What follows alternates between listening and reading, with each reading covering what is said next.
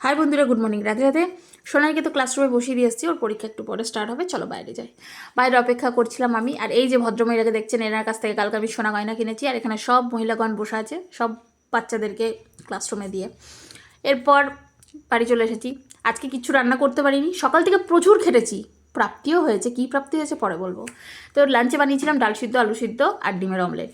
খাওয়া দাওয়া সেরেই খেয়ে নিলাম আইসক্রিম। সোনাই মজা করে আইসক্রিম খেয়েছে, তারপরে সাজাটা ভুগছে, খুব করে কেসে যাচ্ছে। ভেবেছিলাম বিকেলে ডাক্তারের কাছে নিয়ে যাব, কিন্তু ডাক্তার বসেনি, তাই নিয়ে যেতে পারিনি। ওখান থেকে সোজা চলে গেলাম বারাসাত। আবার যেখান থেকে বাবার গাড়ির চার্জার নিয়েছিল, সেই গাড়ির চার্জারটা একটু খারাপ হয়ে গেছে, তাই সেটাকে নিয়ে ঠিক করাতে যাচ্ছিলো। বাবা বললো চ ঘুরে আসি। বললাম চলো, ফ্রিতে কেই ছাড়ে বলো যাওয়া আসা, গাড়ি ভাড়া তো আর লাগছে না। তো যাই হোক, অনেক রাস্তা অতিক্রম করে চার্জারটা দিয়ে তার জায়গা মতো আমরা আবার ব্যাক করছি। তারপরে বাবা বললো চ একটু চা খেয়ে নিই। চা খেলাম, সোনাই এই প্যারাটা খেলো। তারপরেই বাবা বললো চ একটু প্রেমের সাথে দেখা করে আসি। না এই যে দোকানটা যার, তার নাম প্রেম, ওর সাথে দেখা করতে গেলাম। তারপরে মায়ের ফোনটা ঠিক করাতে গেলাম। ঠিক করাতে গিয়েই নিজেকে নিজেই যে একটা সাউন্ড সিস্টেম গিফট করে ফেললাম। তার মধ্যে নেমে গেল বৃষ্টি। বুঝতে পারলাম ভগবানও সম্মতি দিয়েছে, এইটাই হলো আমার প্রাপ্তি। তারপরে বাবা দেখো সিট টিট সব মুছে দিচ্ছে। এরপর জমিয়ে বসিয়ে গানটা চালিয়ে দিয়ে গান শুনতে শুনতে বাড়ি ফিরলাম। Tata, good night.